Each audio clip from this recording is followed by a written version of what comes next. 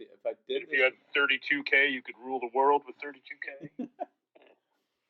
All right, let me see. So I think I've got my screen recording. So we'll see when I'm all done if I edited this the right way, and if I screwed this whole thing up. Nonetheless, like, we talked training for a little bit, and like, I'm sure I'm going to learn some stuff from you. So anyway, if I screw it up, sorry in advance. Okay. Anyway, yeah, James, I'm Travis out here, your schoolhouse strength and conditioning coach, and I just happened to run across your Instagram, and I was like, holy crap, what's this dude doing? And yeah, I've been really loving your videos, and have been kind of testing some of your things out that I've seen from you. And then my buddy John. Does it work?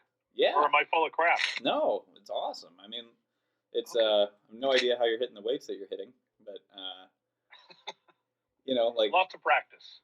So seeing some of that, like, gets me out of my typical snatch, clean and jerk stuff. You know, gets me trying some new things. So yeah. Anyway, yeah. I pointed. So my buddy who's joining me here is John, and hey, how's it going, James? Good. Good morning. I shared his. I shared your profile with him, and he's like, "What in the heck, man? This guy's out in the snow and the cold and just crushing it, and we have people doing ice baths." So yeah. So where in Maine are you? Kennebec County. So where the capital is, Augusta. So everyone calls it Central Maine, but people that live in Northern Maine would be like, that ain't Central Maine, that's Southern Maine. So basically, it's shorter for me to go to Boston, Massachusetts, than it is to go to Canada. Okay. So, cool, man. It's probably 5 hours from here to Canada, but it's only about 3 hours from here to Boston. Okay. Yeah. So, and 2 of that is just getting out of state. Gotcha. And I mean, you are legitimately lifting in the snow and the cold, and like, the weather doesn't matter. So yeah. When did you run across like the old-timey, old school lifts? Like, these are lifts that I've seen from like the late 1800s and early 1900s and things like that. I think the biggest change came about, or the spark for it, was Ironman magazine back in '97, I believe. I think it was '97. On the cover, they did a cover of George Olsen of Denmark, who's now passed away, unfortunately. And he said, "Is he the strongest man alive?" And he had one arm 3 inches bigger than the other one, because that was the arm he did a 700-pound one finger deadlift. By just his middle finger, he would deadlift 700 pounds, and he did it a few times for Guinness Book of World Records. And so Ironman magazine's like saying, well, if you want to try this out because he said that's what built up his bicep to be so ridiculous. And he said, if you want to try this, Ironman said, if you want to try this, we're not going to recommend you do a middle finger deadlift, but if you try this positioning with just grabbing a dumbbell with your whole hand. And I remember trying it, and I remember because you were doing it because you wanted to build your biceps, of course. But I remembered that it blew up my delts like nothing else. That one-hand deadlift blew up my delts. And I had been bodybuilding 20 years at this point. I had never had anything hit my delts like that. I'm like, okay. So the magazines are kind of like, we don't do that old stuff. We're doing the advanced stuff now. And I'm like, but I've never had anything hit my delts like that. Maybe I should start exploring what else is out there that could be hitting a body part in a way that obviously my body likes. I had done shoulder stuff for years. Nothing ever made my shoulders feel that pumped, that worked, that awesome. And I'm like, you don't know what you're missing out on until you do it. And that's when I started kind of looking up and trying to find out more about the old time lifts, you know. So a lot of what I've seen from you is, it looks like you're working up to a single, double, maybe a triple sometimes. And then do you do any, like, is that pretty accurate with what your training day looks like? And then do you do any back off sets? As a rule, I don't do a lot of back off sets. The old timers, they would pretty much, they didn't have a sets and reps. Sets and reps came about, it was kind of like training for dummies was sets and reps. That came about in the late 20s, early 30s. Like Roger Ells, I think, was one of the first proponents of doing sets and reps. Because trying to explain to people that a strongman would go in and just practice a lift until he felt like he was better at it. Huh. which may mean doing it better with the same weight or doing it with more weight. It kind of was very intuitive kind of training, and so I pretty much go in. Yeah, I do mostly singles, maybe doubles, especially with weightlifting. So I'm trying to adopt more of what they were doing with weightlifting before steroids, which would be five sets of five on squats and benches, and 8 sets of triples on the snatches and the cleans and the jerks. But you'll find that's what they were doing when the U.S. was winning gold medals at the Olympics before steroids. That's what they were doing. You know. So was that type of work that you just mentioned, the 5x5 and the 8 triples? Was that 3 different training days, or were they trying to consolidate that all into one session? No, they might do snatches and presses because the clean and press was back then, right? So they might do snatches and clean and press and then move on to 5 sets of 5 on the bench. And then next time they might do jerks, snatches, and do 5 sets of 5 on the squats. Okay. You know, I think they were squatting 2 days a week at least. Okay. And then just to go back for a moment, because you mentioned how much your delts were blowing up when you were trying that one finger dead. Yeah. So was that a day where you just went by feel and you just worked up to a single, or was that like some multi-rep work? That day, yeah. I forget what I was trying to do. I was probably trying to do some lower reps just to get the feel of it. But the delts blew up like I had just done a huge drop set. You know, they just blew right up. It just activated a whole bunch of tissue that just wasn't getting activated. Yeah. It was like getting the power switched back onto something that you didn't know didn't have the power on. Yeah. You know, it was pretty dramatic. I know it sounds kind of silly, but it really was that dramatic that it made me go, what else am I missing out on? I mean, if it was like similar to a pump or a burn that I got from other shoulder work, fine. I wouldn't have cared less. It wouldn't have impressed me to do it again necessarily. I might have done it just for a change, but it definitely inspired me enough to say, hey, why don't you go look into some other stuff and see what else you're missing? Because you don't necessarily have the genetics of a lot of the greats, so maybe you want to see what are the tools you can use. You know.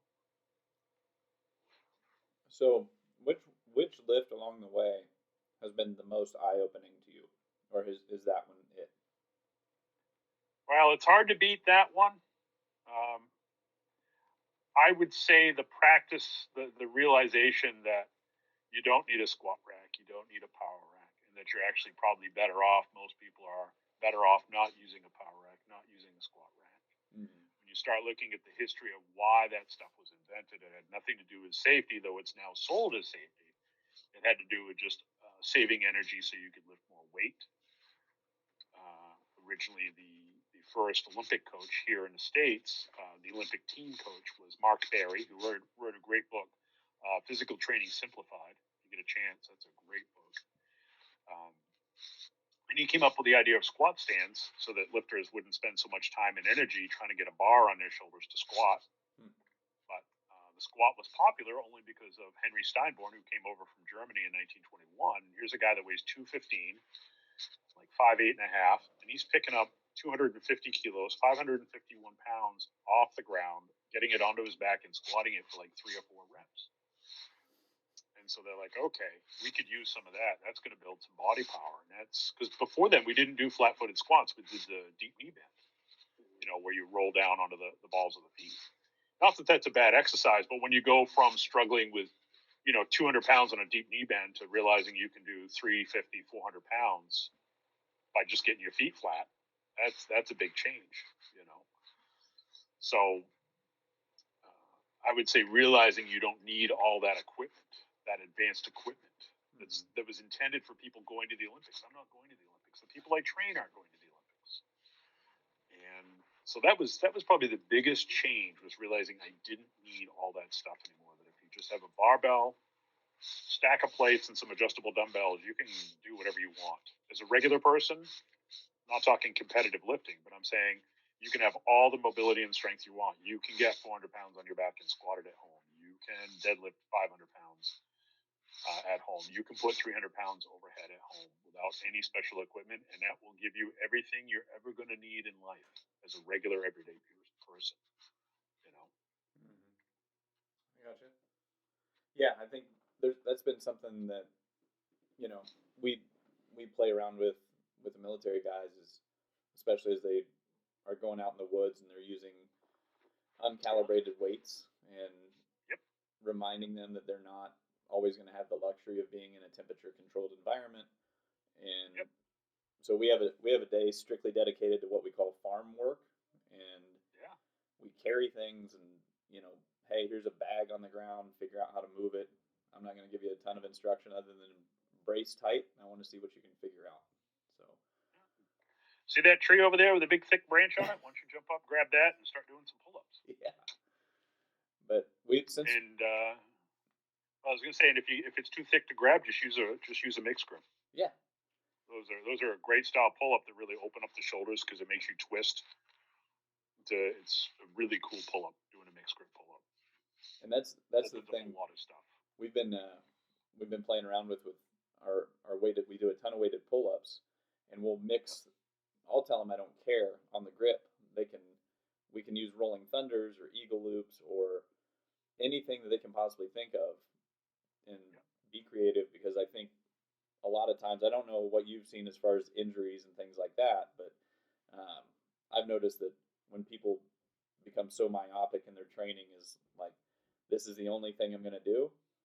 I think they're a little more susceptible to injury as opposed to exploring a little bit more and trying different things. Just simply the confidence. I'm not going to lie to you. People I train at first, when I don't let them use a squat rack or squat stands or a power rack, they're intimidated by first and they're not liking it. Yeah. But once they get into the groove of it after like 3 weeks or so, it's like they realize I don't need anything else. Yeah. Like this empowerment. They're like, oh, I don't need this and this. So they're empowered and they're more confident in their abilities. And I think a big thing missing from today's training of regular people is employing things that make them strong, mobile, but also athletic, to have better confidence, athletic ability, better coordination with their bodies. I don't think that's a bad thing to build into a program. And so I think when you take away some of the unnecessary tools that they've been told are necessary, they feel really encouraged by that. They become more confident. And I think the more ways you can use your body, like I have about a dozen different barbell squats I can give someone to do. If you're at home, I will make sure you will have more than enough variety of squats to do at home with just a barbell or pulls from the floor. And the more ways you can use your body, I don't see how that's a bad thing. Yeah. And especially when I'm seeing a video of you doing lateral lunge with, I want to say 185, but I know it was more than that. Side lunge? Yeah, I did a side lunge with 232 or something like that. Something. It's over half your squat. You should be able to work up to over half your squat, just like a one-hand deadlift. You should be able to one-hand deadlift easily more than half your deadlift. Okay.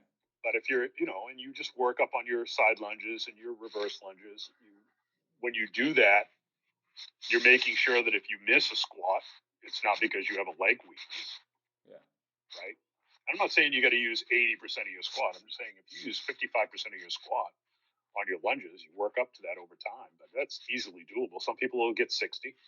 Some people will be closer to 50, but they're still doing more than half. Like, we all favor the strong side. I see guys at squat, they're always shifting to one side. And I'm like, not a big deal, but it's not a big deal at 500, but it's more of a big deal at 600, and it's more of a big deal at 700. Yep. And it's more of a big deal at 800. So I would think you'd want to correct that as soon as you can.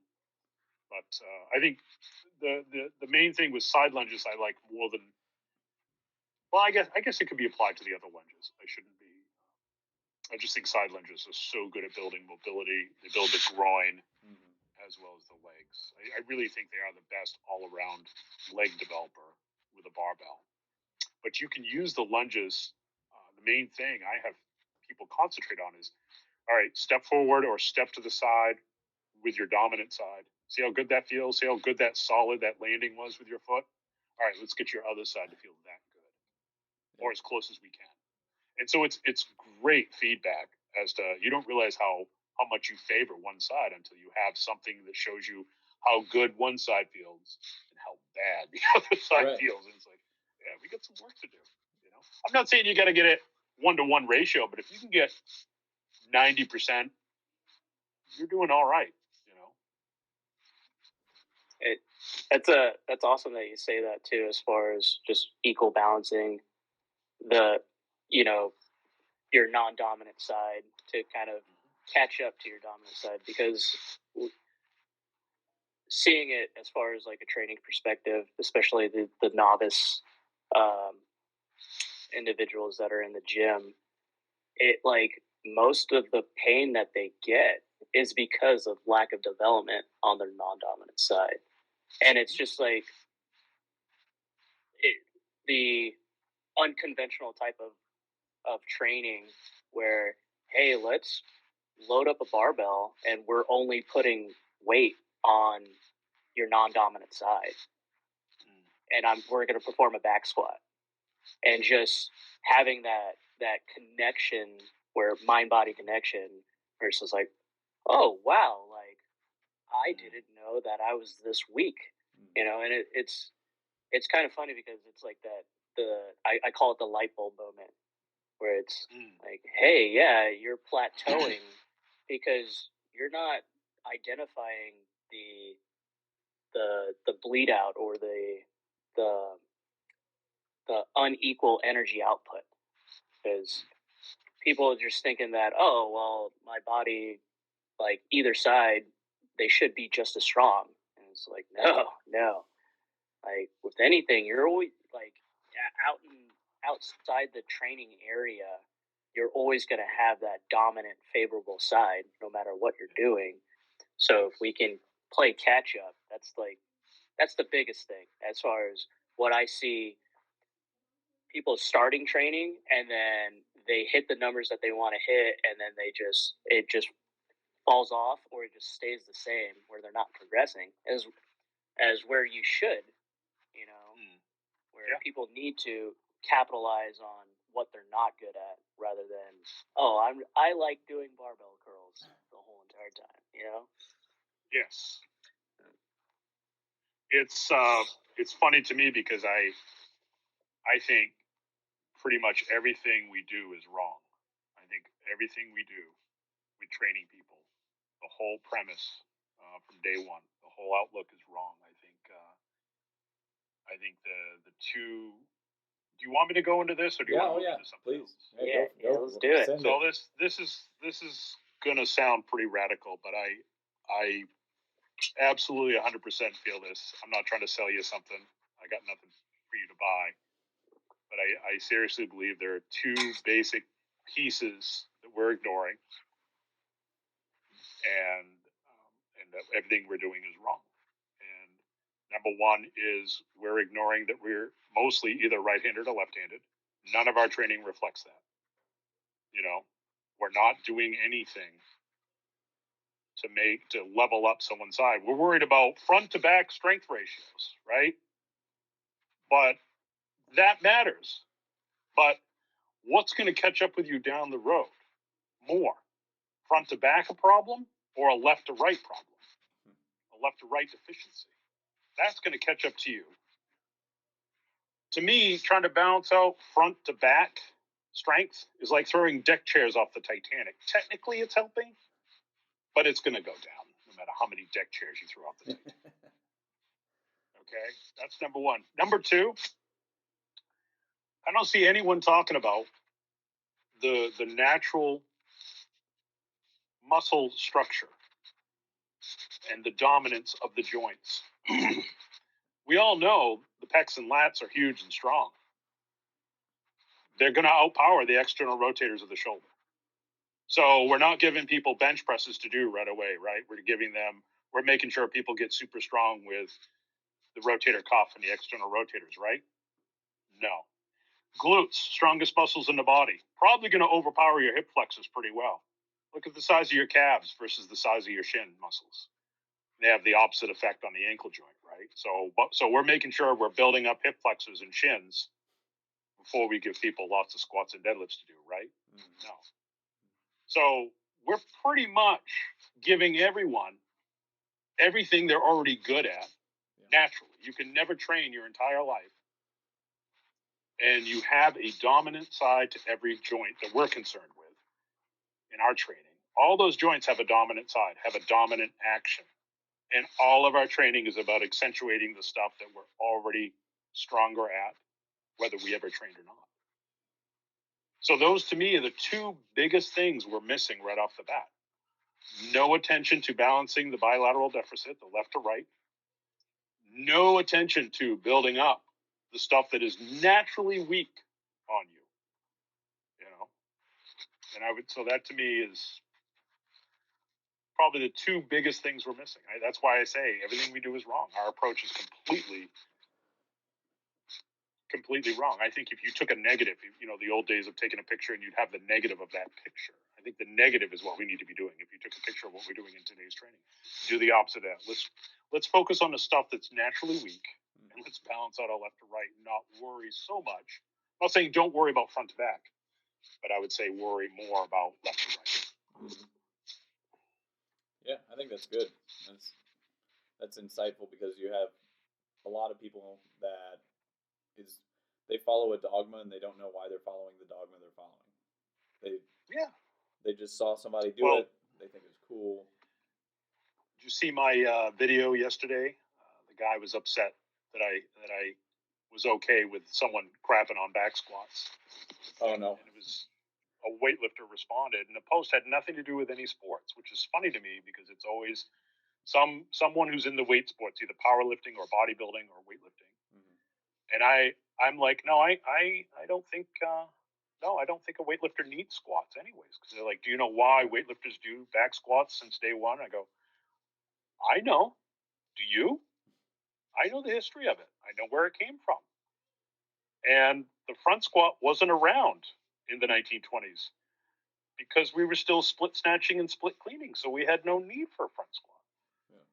Once lifters in the early 50s, like 1953, 54, you had Dave Shepard, you had Pete George, and then Tommy Kono started squat snatching and squat cleaning. Guess what? The front squat appears. But why do weightlifters do back squats today? Because they're used to doing them and they've been in the program for 100 years now. That's why. It was popular at the time when Mark Berry was coaching the team, and he's like, I need something for these guys to, because back then squats weren't a leg exercise. I can even show you articles from the 40s where coaches are commenting, writing articles going, stop calling it a leg exercise. It's for building whole body power. That's what back squats are for, and that's why Mark Berry went with that, is because it built whole body power, and it was really popular. We started holding our first nationals in 1928. Steinborn has recently come to America in the 20s, and he's squatting 550 pounds. Why would you not take that on? But it's not like we've done a bunch of research going, well, we've tried half a dozen different barbell squats, and we found out that this is the one that's best for weightlifting. No, that has nothing to do with it. So we do what we do because we have it's either popular and or we have data on it. Why do we have people being taught powerlifting, regular mom and pop, regular people? Because we have data on powerlifting. We have all this data on bench pressing and power squatting and deadlifting. Same thing with weightlifting. Why do we have weightlifting and CrossFit? Because we have a bunch of data on it. We've been doing it for 100 years, or almost 100 years. So I'm not saying all this stuff is useless, but we keep trying to fix everything through these lifts through sports. And I think competitive lifting has put rehabilitative strength training back 100 years because we stopped caring about all these great lifts. If powerlifting said, hey, we're going to have Jefferson lifts instead of deadlifts, then no one would care about deadlifts. They'd be too busy doing Jefferson lifts. We would no longer have the argument of, is sumo deadlifting cheating or not? Yeah. So it's too bad. We've got all this stuff that we're tainted with, but it's due to popularity. It's due to popularity in what we know. You know, Do you think that's because people are impatient and not willing to put in the time to get decent at other things, or they're afraid of failure? I mean, or is it just social media presence? it could be a little of both. If we wanted to list off some of the biggest influencers on social media, um, what are they doing? Snatches, clean and jerks, deadlifts, benches, squats. What are they not doing? Bent presses, one hand clean and jerks, one hand deadlifts, and so on.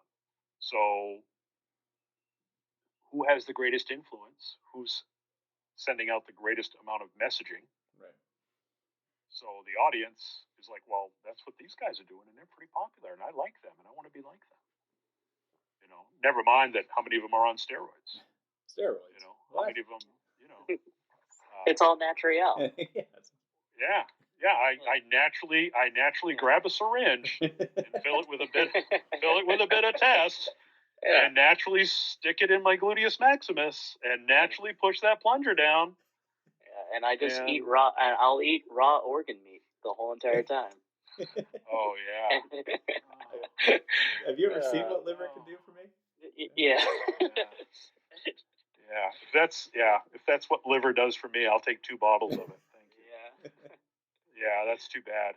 And you know, so that's a hard thing. I try to remember. My goal is to remember what it's like to be an 11-year-old kid and thinking, I got to have this machine and that machine to build my lats, not realizing the guy that they're using to show off big lats is Franco Columbu, who could deadlift 4 times body weight for reps. Maybe that's why his lats are so big. Yeah. Maybe. Yeah. You know, if you could deadlift 3 times your body weight for reps, I'm pretty sure you'd have a back that people would notice. Yeah. You know, so I try to keep it simple, and I want people to realize. I feel bad for the kids because now they got to be. It used to just be steroids, and I'm so old. Steroids were legal when I was in school. I just didn't do it because I'm like, I don't need that crap. I'm going to do it myself. Yeah. There's no such thing as right or wrong, right? Because it wasn't illegal, you know. But now they got all the SARMs and all this other stuff, and it's like, look, man, you're 15 and you can't even make sure to get 8 hours of sleep every night. You can't make sure to get in the calories you need every day. You can't make sure to get your 4 training sessions in every week. You're going to add another variable on top of that? Really? Yeah. Like, if you can't get the sleep and the eating and the training on a consistent basis, which if you get consistent in 6 months, you wouldn't even recognize yourself, you know, at 15 years old, you know. Because the main people I see putting up and providing the history is yourself, Zach Evanesh, and then I'm sure another 1 or 2 guys that I can't think of right now. But yeah. I noticed the consistency of the time, you know, whether it's old magazines from the 30s, 40s, 50s, and you look at the numbers that people were putting up, and it was, okay, what did they not have? They didn't have the tech, all the technology stuff.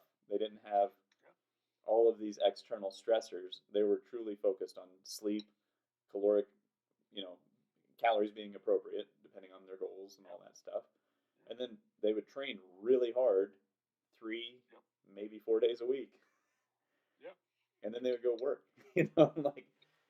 Well, and there was, I don't know how much people realize this, but back in the day, you had to maintain an amateur status. Like, you could not be sponsored unless you could not receive money unless you could prove that it was for travel expenses alone. You weren't allowed to be any kind of sponsorship or anything. It was truly, you had to be some working. Hey, what's up? I hope you're enjoying the podcast. I wanted to take a moment just to give Dynamic Human Performance a little plug here. So, first and foremost, make sure you check out our newsletter in order to receive our latest updates and free information about training, nutrition, recovery, supplementation protocols. You can do that at dynamichp.net/newsletter. Other ways we're happy to work with you is you can schedule a free discovery call with us. We do some advising and consulting. some one-on-one coaching, and we also have a private coaching group for a limited number of members. So check all that stuff out. You can learn more, dynamichp.net. Back to the show. No bar contact. How much do you think you're going to snatch that way? But how athletic is it going to make you? Mm. How much mobility? So you're going to get strong, you're going to get quick, and you're going to get mobile. Yeah. So to me, that's the winner. That's the one to do with regular folks. Again, it goes back to why are we teaching what we teach today? Because it's what we have the data on. Yeah. All right, well, why are weightlifters using that snatch style, allowing them to grip so wide? It allows them to use more weight. And when they started to be allowed to have that wide grip, guess what came through the door? Squat snatching. You're not going to squat snatch with an arms parallel grip. Not unless you're happy about landing on the balls of your feet, because that's the only way you're going to do it. Mm-hmm. You know. So steroids definitely helped. I'm not going to say it didn't, but at the same time, those rule changes didn't hurt any. Right. You know. So that and anything at least in the 30s, I remember, anything over the 181 weight class was considered heavyweight. There was nothing after 181. It was years before they created a 198. Years. So I'm a heavyweight right now. I'm 195. So I've been a heavyweight since I was 6. Are you kidding? No, so there's all kinds of stuff. I think that's why the history is great, because you can understand the changes. Mm-hmm. I'm always curious, but I get it. I did it. You get into whatever it is you're getting into, and you think, okay, this is the best. We have figured out the best. These guys have figured out the best. I don't know anything, so I'm going to do what the other monkeys are doing in the gym. Yeah. But maybe at some point you might go, well, why do we do it this way? Did we used to do it differently? Why did we do it differently? Oh, we changed it to allow us to do this and that. Well, is that anything that matters to me? Is that anything I'm concerned about? Powerlifting.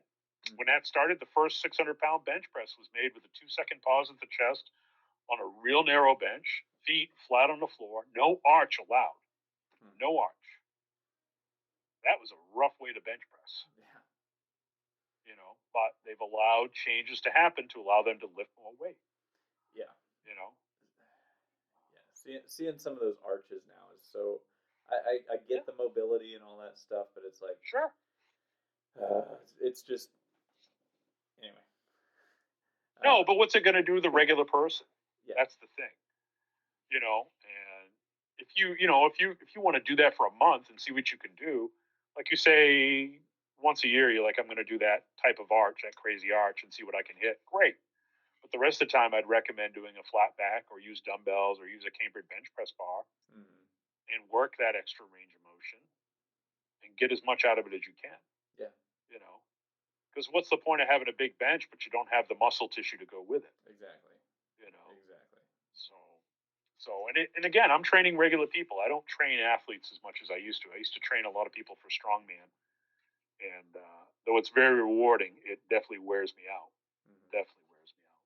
It's just a lot of work, and it's very rewarding. But helping people to gain mobility, gain strength back, help them with arthritis, help them with carpal tunnel,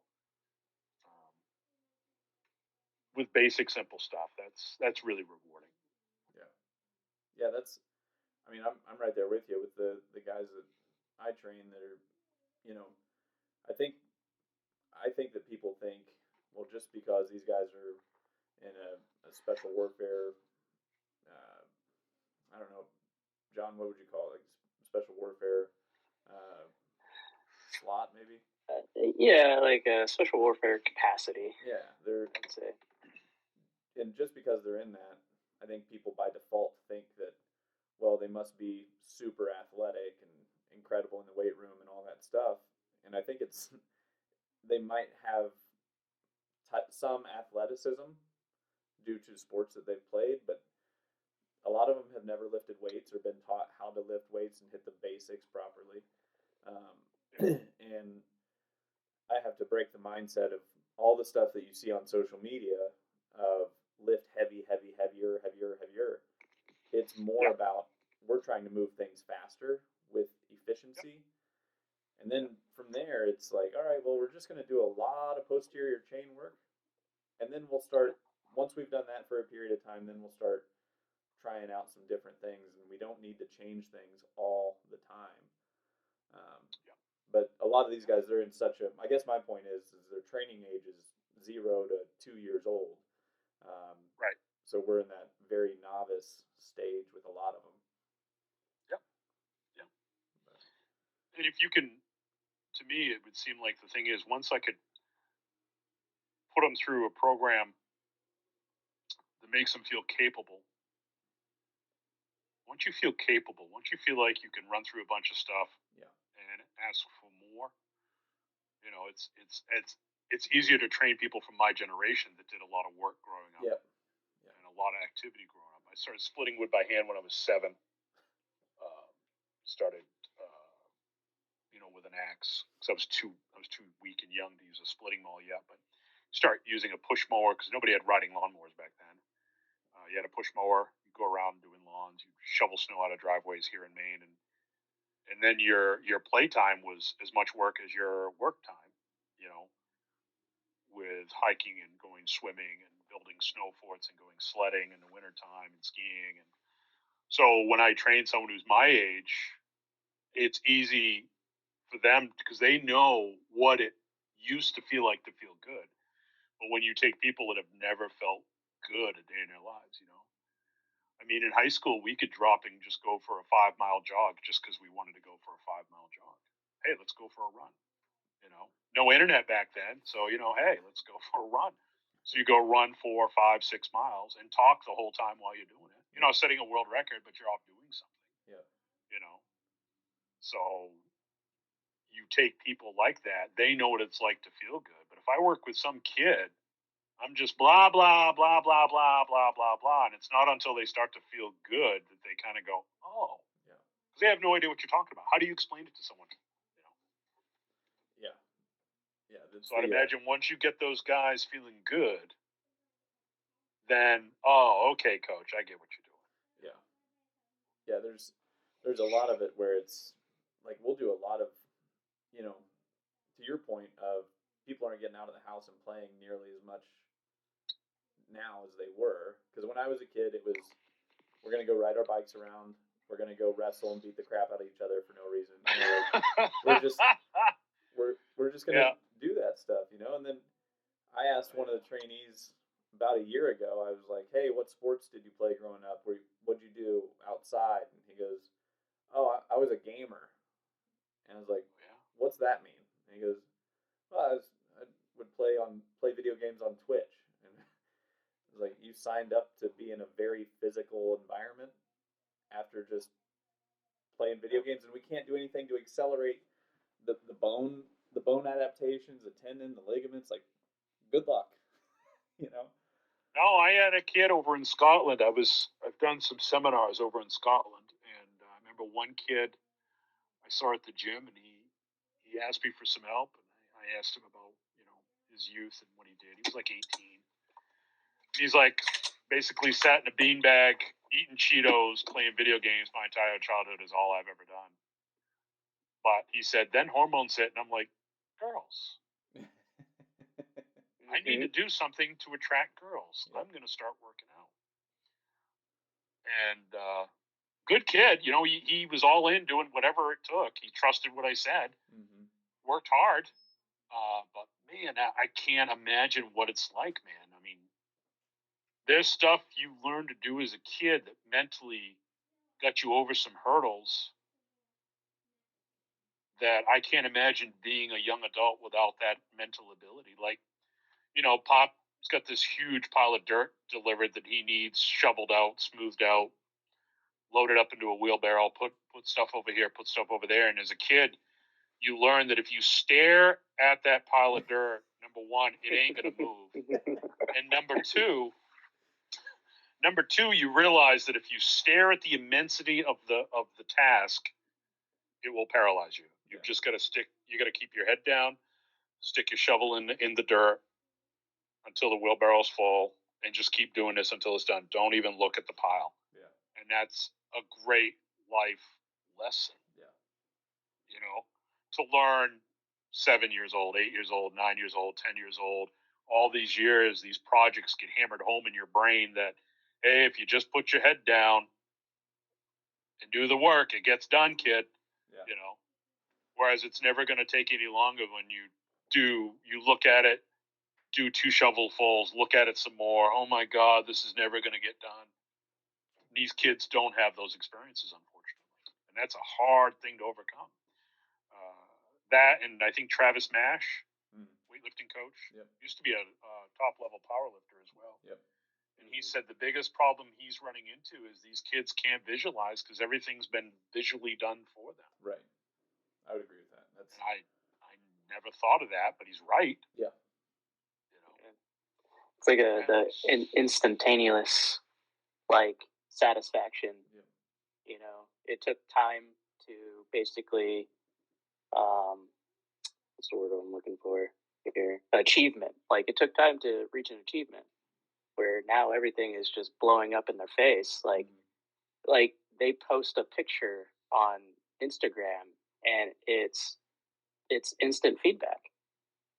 Rather than, you know, you take a picture of yourself and you might have some friends that come by to your house and they see a picture that your mom put up and they're just like, holy crap, dude. Like you look good. And it's and I don't know. I grew up in the early 90s and where technology was just it blew up, you know. And then 2000s hit and then, you know, the online gaming and stuff like that. And surprisingly enough, like as a kid from, you know, 0 to all the way to 10 years old, I was always outside playing and everything like that. And then, you know, video games started to get more advanced and, you know, you can talk to your friends without even having them to come over. And yeah, I can proudly say that I hit that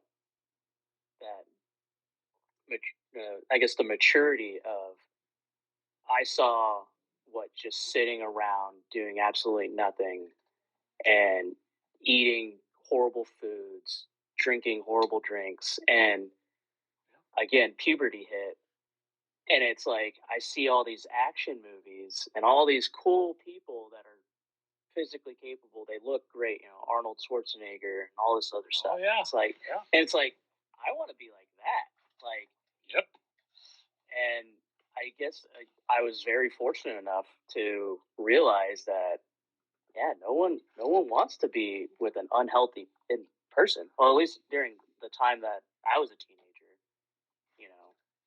And so I was doing push-ups and sit-ups in my room, and long behold, I was starting to look good, and I was in high school. I was like, this is awesome. This is what I want, and I just continued on. And it's like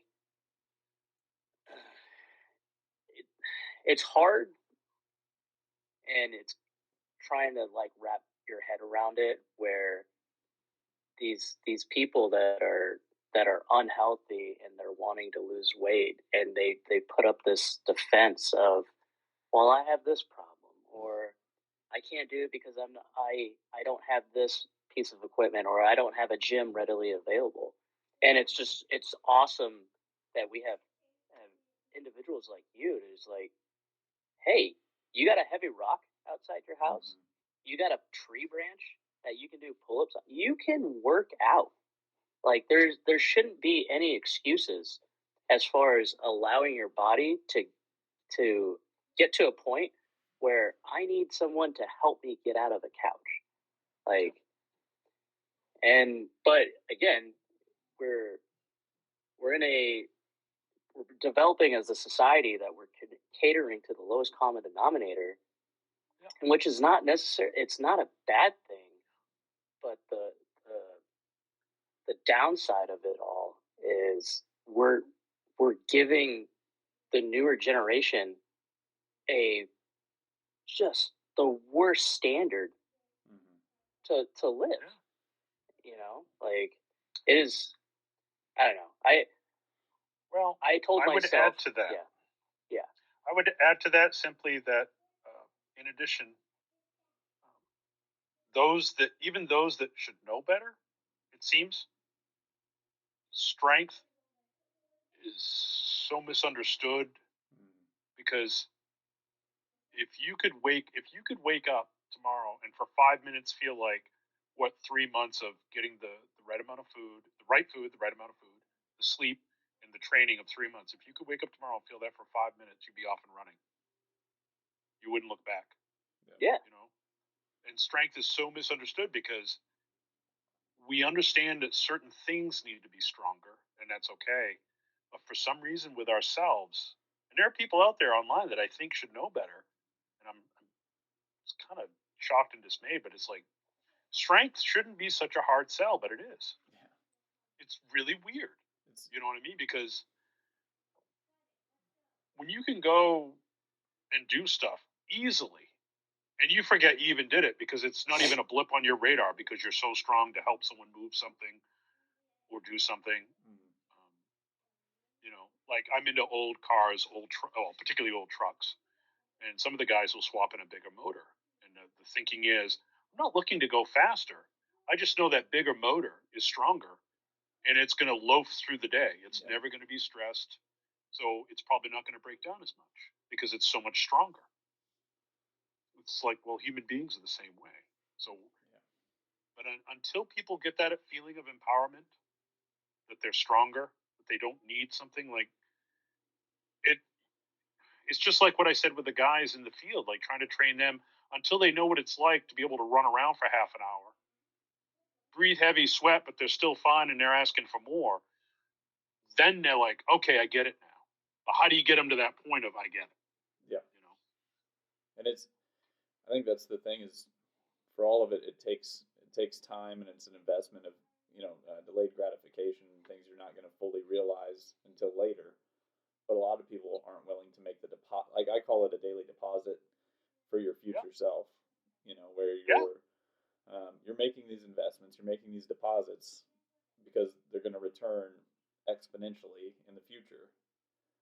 And to your point about the motor, is I tell these guys, like, if you're stronger, if you're taking a 40, 60, 80 pound ruck through the field, economically you're becoming more efficient.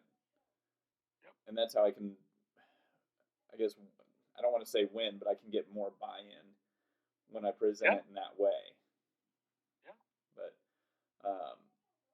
so go ahead. Every single person I've trained, I've never trained anyone to be a strength athlete with that intent, I should say. People just come to me because they got problems. They need to be rehabbed. I get a lot of yoga people, believe it or not, people that have done yoga for a long time because they have made their bodies too loose. Yep, exactly. The body can't hold position. Mm-hmm. It's really interesting because I got one or two. I was like, oh, okay, that's kind of random. And then I started getting more yoga people. I'm like, okay, this is interesting. Yeah. So it's very interesting. And I can do a lot of, like, I can do splits and side splits and all that stuff. But it's interesting. Every person I've trained just to help them get better, once they understand what getting an area stronger pretty much makes the pain go away, now they want more. Yep. Every single person I've trained, they're like, oh, so this is getting stronger. Yes, this is getting stronger. I want more of this. I like this. Okay. But I've never gone in saying I'm going to make you this or that. I just let's work on this thing on you that hurts or that is weak or is problematic or what have you. But every single one, once they get a taste of what strength can do for them and how it enables them to enjoy their lives better quality of life, they're on board. Yeah. They are totally on board. Because I think if your pursuit is strength, then the mobility, the stability, the flexibility, and the hypertrophy that everybody wants is a byproduct of proper and safe strength training. Because I'm curious with the history of this. When did all the mobility stuff start coming along? Was there a direct correlation between when people started getting away from the old time lifts and like having such a wide variety that now we're seeing more of a well, I need mobility because this exercise is not. Right. Well, that's competitive lifting. Yeah. You know, so back when we got involved with weightlifting, the sport of weightlifting, they had just dropped the Olympic program from 5 lifts to 3. So now you no longer had to do a one-hand snatch and a one-hand clean and jerk. Oh, I didn't know that was And part one of of the it. yep, and Oh, back okay. in 24, Okay. 24 was the last Olympics they did the 5 lifts. So If I you, remember right. so you said one arm snatch, one arm. Snatch, one clean and jerk. Now, what was interesting is whatever you did your one hand snatch with, you had to use the other hand for the one hand clean and jerk. Okay. But when they started doing the modern Olympics with 5 lifts, many of the old time lifters were very upset, saying that's not enough lifts. That's way too little of a pool to ascertain who's the strongest. You need more than 5 lifts. So before we got into competitive weightlifting, lifters did many different exercises, many different lifts. And because you didn't have squat stands or a power rack or a bench with uprights on it, you had to be pretty mobile to get things done. Yeah. You know. So like I have people do Arthur lifts. I have them hop the bar up the back and then put the weight overhead, or I'll have them do a continental squat, which is just a fast hack lift, pulling the bar up the back, getting it to the shoulders, and then squatting with it, and that keeps their shoulders open. Mm-hmm. If you do that for squats, behind the neck jerks, behind the neck presses, you're not going to need a lot of shoulder work. If you do neck bridges, the number one easiest thing to help people with posture.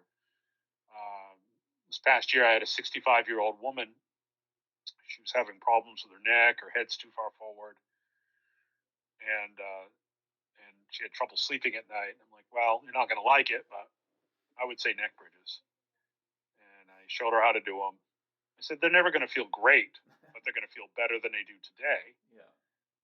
2 weeks later, she comes back and she's like, I can't believe how much better I feel, sleeping better, moving better. My neck pain is gone. And her posture is, her head's back where it should be. Mm-hmm. And if you think about the scalenus muscle or the scalene muscles, right? They come down into the top of the rib cage, into the first and second ribs, or is it just the first rib? Anyway, so if the head is going to move and you contract the scalenus muscles, you're going to flex the head. Mm-hmm. Now, if the head doesn't move, but you contract the muscles, it helps you inhale. Well, if you're forward posture like that, right? Yeah. If your posture is forward, guess what you're not going to be able to do? Take a deeper breath as you should. And then how's that affect stress levels? And because if you're correct, not getting that full breath and now you're chest breathing. Add to that bad posture people that bench press too much, shoulders forward, and they use a cambered bar they use the easy curl bar for curling, which was designed for people that are injured. It's like walking with crutches when you don't need crutches. The easy curl bar was invented by Louis Dymek in 1949. He was an osteopath. He invented it because of an injury from a weightlifting meet in his elbow, and it allowed him to continue training, but it was only meant as a therapeutic device so they could get back to using a straight bar. Mm. So you're not putting the bicep, you're shortening the bicep on the distal end with the easy curl bar. You're shortening the bicep at the shoulder from too much bench pressing. Your head is pitched forward. No, I don't know why you have problems.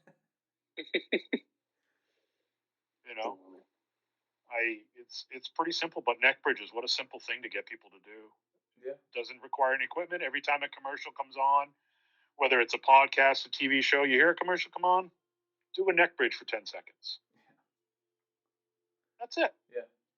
Just get in the habit of daily checking in with your posture. I have people that I train. I go, when you're at work and you're going to go through a doorway, do 3 sissy squats. Mm-hmm. Use the doorway to balance, but why not?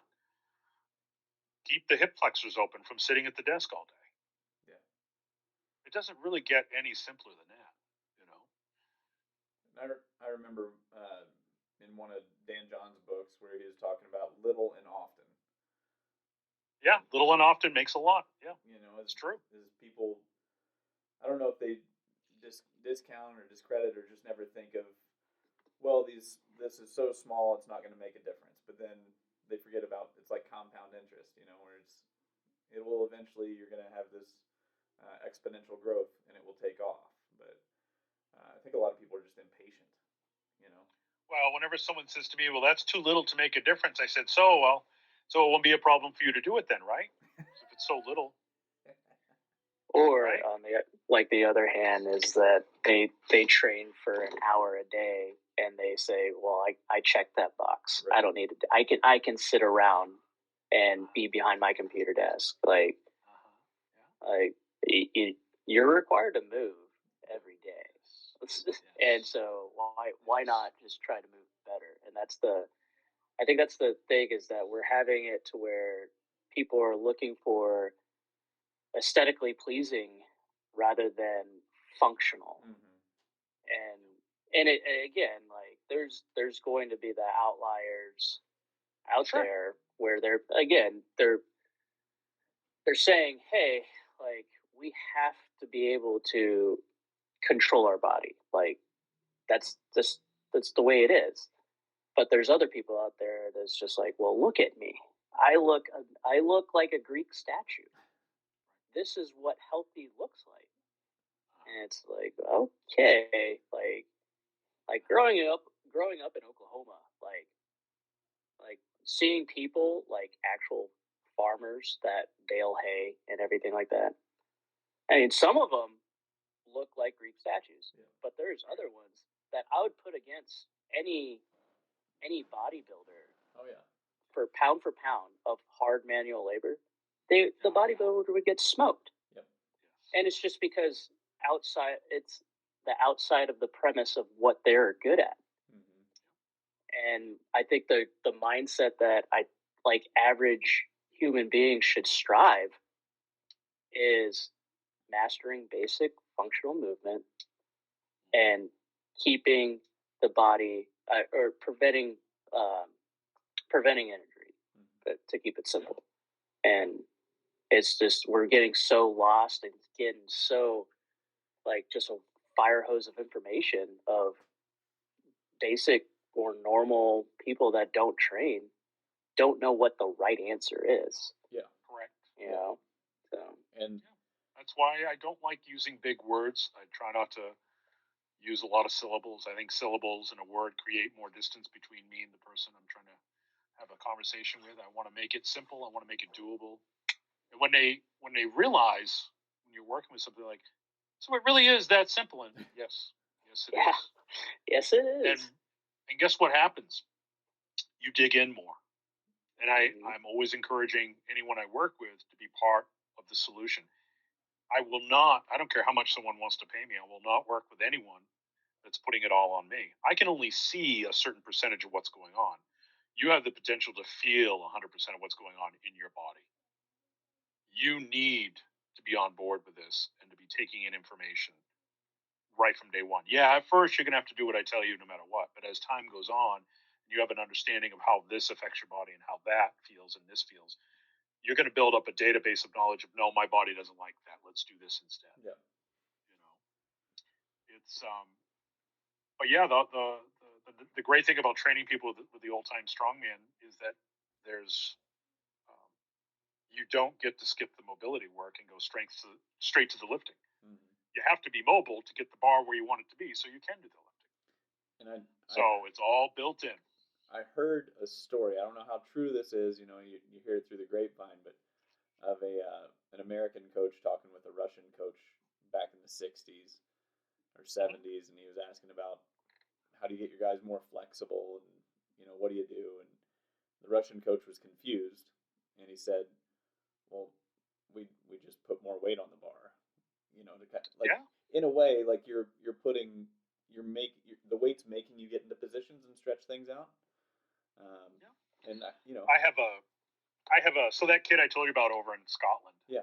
He wanted to learn how to do splits, and so I can get people to do splits in 10 to 15 minutes by using an exercise I came up with weights. And as the weights get heavier, it pulls you down further.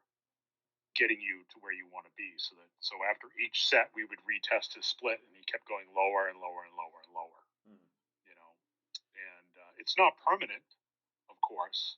It might last 10 minutes, 15 minutes, but as you get stronger, if you continue on with this lift, you'll be able to hop out of bed and do a split, because you have to get your joint re-educated into a certain resting length. You have to change its resting length. You have to change how it normally sits now. And you're only going to change that by strengthening it in that movement that puts it in a stretch position. So stretching, the problem with stretching is that if you're stretching to increase range of motion, you've just made a looser joint that you have no kinetic awareness of. None. Whereas when I'm using weights to help someone get more flexible, each rep, they're getting a feeling of how to lower into that new range of motion and how to come up out of that range of motion. Yeah. And I usually have them do 12 reps, 15 reps. And I say, don't force it. But when it feels like you're ready, or maybe test it, but don't force it, the body will drop. It'll go, oh, okay, you want to be here now. Great, fine, okay. So like I'll have people do straight leg deadlifts, not stiff leg deadlifts, straight leg deadlifts with thick plates under the front of the feet to increase the range of motion of the ankle. So now the Achilles tendon is getting stretched. It's a different stretch than doing it with the feet flat on the floor. It shifts where the stretch hits. And so that's how you build mobility and strength at the same time. It's real simple to do. And you realize that it might be 60 pounds, it might be 83.5 pounds, but at some point, you'll hit a strength level where you will be able to bend over and put your hands flat on the floor right out of bed. Yep. But you have to get strong enough to get to that point. It's not just the exercise itself, but you have to get strong enough to maintain that position, that length. And that is. Does that make sense? Oh yeah. Or am I talking crap? No. I'm totally on board with you. That absolutely makes sense, because. And I've been doing that. So as a dumb kid, I'm in bodybuilding. It's like 30 years ago. But I'm like, oh, myotic reflex, the stretch reflex, okay, so if I pre-stretch a muscle at the, if I get a muscle stretched at the bottom, when I come up, it's going to give it a stronger contraction coming up out of the hole. So I just started doing a whole bunch of stretch movements in my bodybuilding routine to get more muscle activation out of the hole. So let's buy a cambered bench press bar. Okay, let's use that from now on. But it makes you really flexible. But it's funny how you're using a flexed position, a stretch position in the bottom to create a stronger contraction on the way up. It's really interesting, but you can get really flexible training that way. And I've been doing it to myself for over 30 years, and I've been doing it with people whenever they let me, because they kind of don't believe it. But I've helped many people be able to get into full splits in like 10 to 15 minutes just by having them do the right stuff. Yeah, it's to your point, it's a re-education of the neural pathways. And the thing that bugs me with some of the folks that on social media that are, I think these people are smart enough to know what they're doing, where it is a scare tactic that they're trying to use to gain followers, where they're saying, well, don't ever flex your back.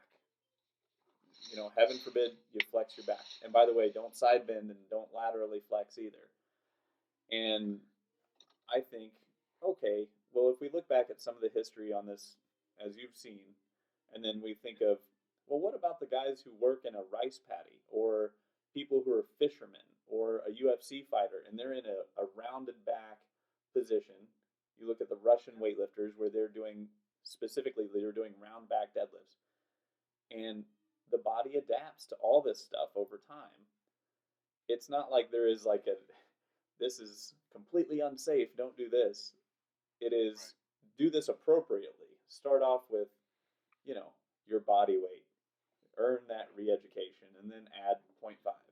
Well, I remember as a kid in the bodybuilding stuff, I didn't know much, but I'm a typical manner. We don't believe anything we're told. And stuff we see, we don't necessarily believe it. I remember the magazines like, oh, don't let your knee go over your toe too far, over your feet too far, and on this, that, or the other. I'm like, well, I have muscles that do that. that allow that range of motion. There's nothing in the joint to prevent that movement. So if my body can do it, why is it bad? Mm-hmm. Exactly. And the other part is don't round your back or flex your back because you can get hurt. And it's like, well, I could get hurt trying to get stronger, or I could get hurt because I never did anything to improve that area. Exactly. Because every day I'm not training something, it's getting weaker. Yep. It's that simple. And that's where I think the great part of the old time lifts has such value is it's exposing the body to all these different angles and lines and loading patterns. And what was the other? Yeah, just different lever systems, you know. It is, and what's too bad today? Like it's people have asked me about a Jefferson curl. I'm like, I don't think I've ever done a Jefferson curl. Mm-hmm. And I realized I wanted to get away from some stuff because I'm like, okay, everyone's trying to show off how much they can round forward and flex the spine. And I'm like, your shoulders are already rounded forward too much. Yeah. Like, how about some neck bridges to balance that stuff out, guys? Yeah. Like, how about some stuff? You know, let's so. It's kind of gone too far the other way. It's like, you know, I don't mind. Go ahead. I was going to say, how am I supposed to show off my yoga pants that I'm sponsored by?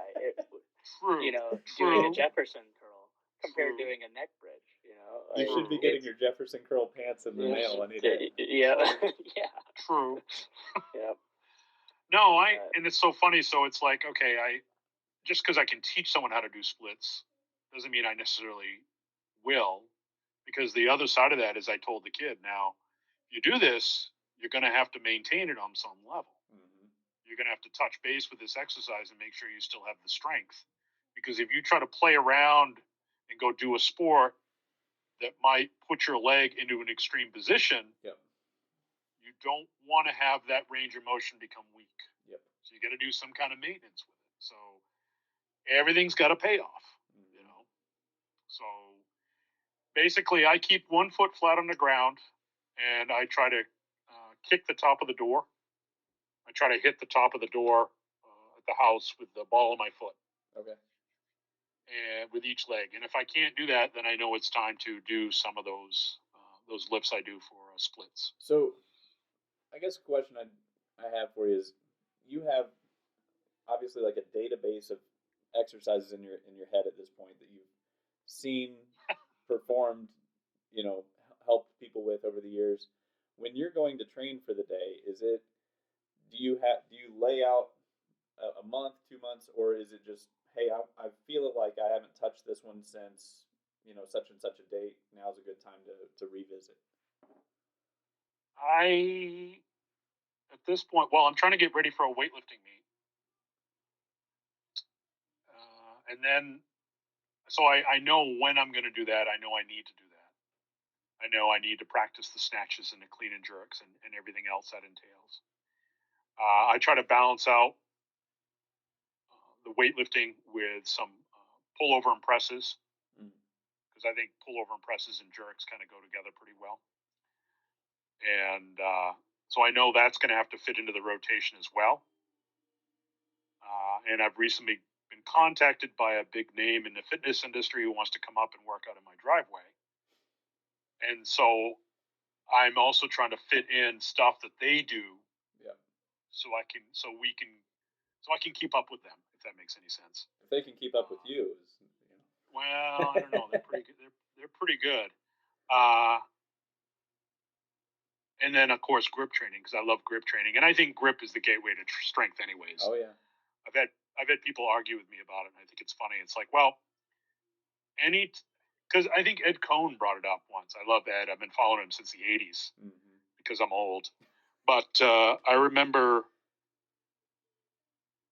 Ed in a podcast said, if you woke up with your grip 10% stronger and it was squat day, you'd have the best squats of your life, because you could really grip that bar even better and make it part of your back. Yep. And he's right. Yep. He's right. I think, and grip is just, there's no excuse not to have a really good grip. It's something you can improve into your 70s. Like there's like no ceiling with your grip strength. And I think I think research, isn't there recent research that grip strength is a sign of health or longevity? Yeah, all cause mortality. You have, And yeah.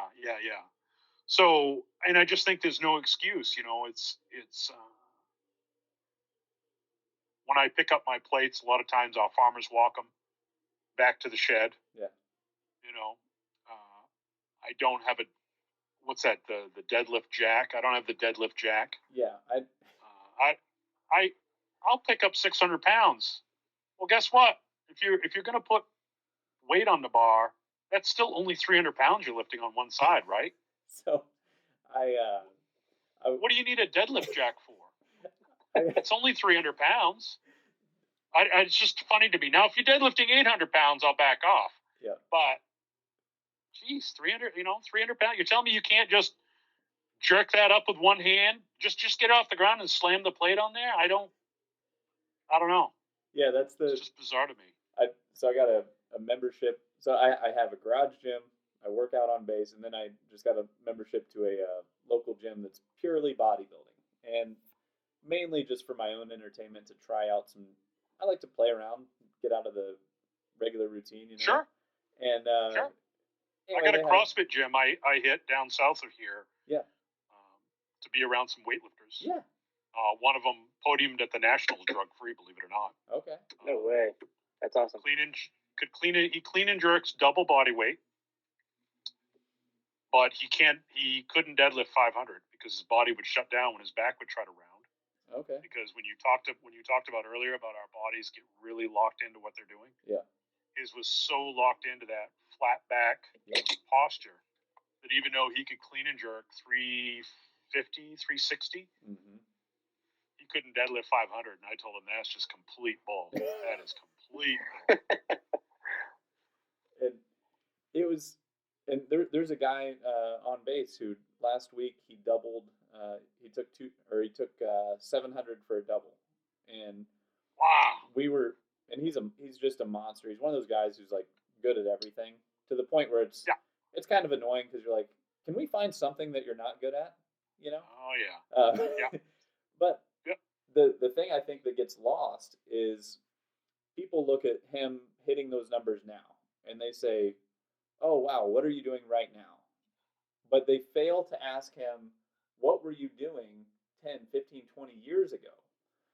And Yes. if you ask him that question, he'll tell you that he was doing, landscaping with his dad. He was carrying logs and rocks and tree rounds and doing all of these things.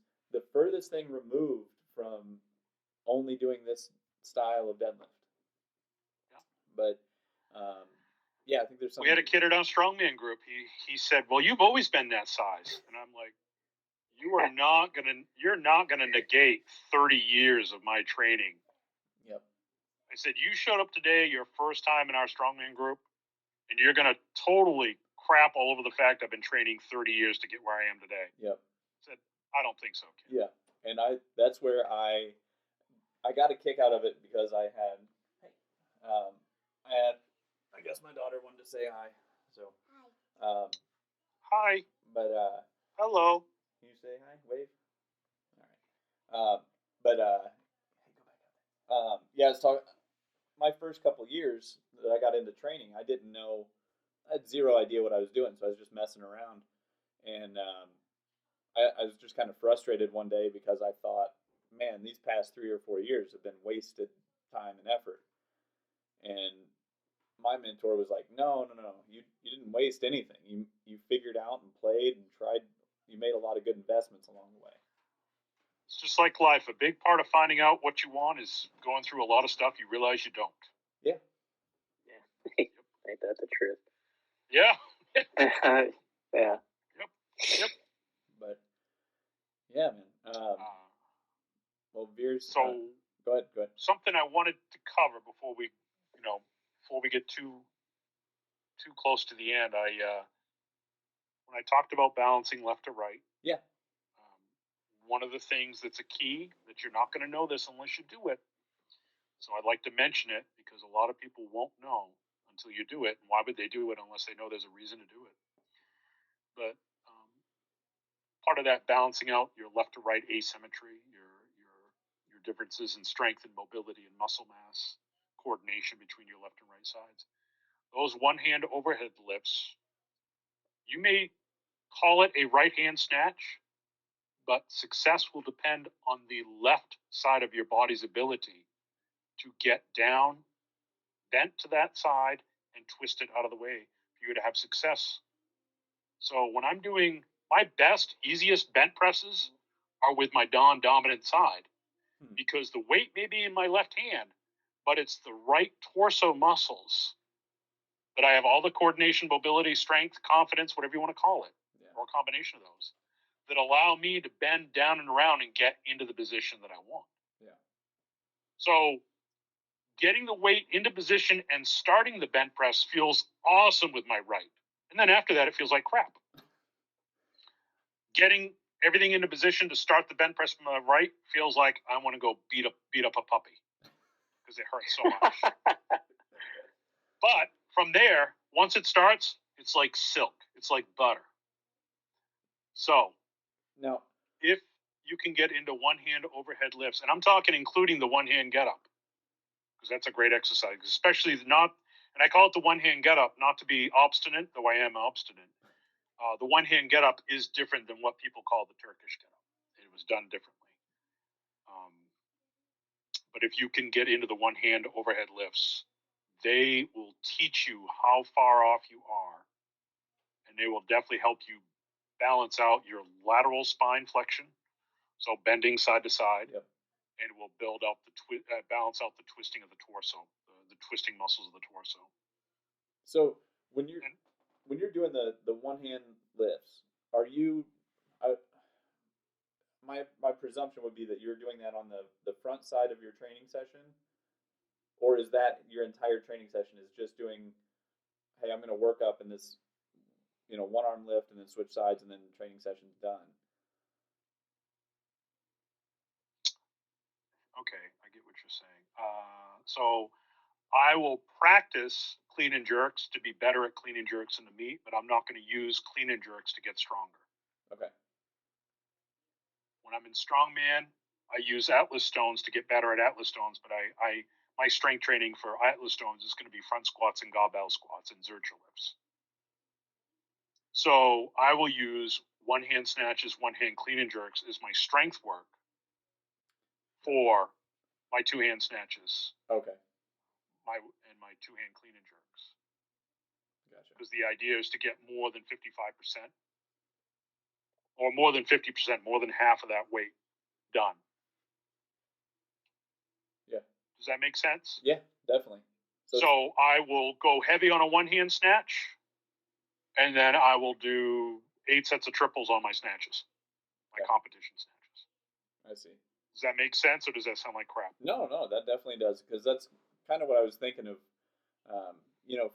From a handful of your videos I've seen where, you might be laying down and doing a pullover, and you're laying on. I can't remember right offhand what you're laying on, but you're getting an X. Probably a stump. It's most like I did a couple of videos. It was a stump, and I'm just like, Gabe, there's no excuse. What I freaking no, love. Well, I'm in Maine. We're lousy with trees. Are you kidding? Yeah. What I love is You'd be mad if I ignored them. You've got a piece of plywood and all this old equipment, and then the truck. What year is the truck, by the way? So 1941. It's a World War II Dodge pickup, half-ton 4x4.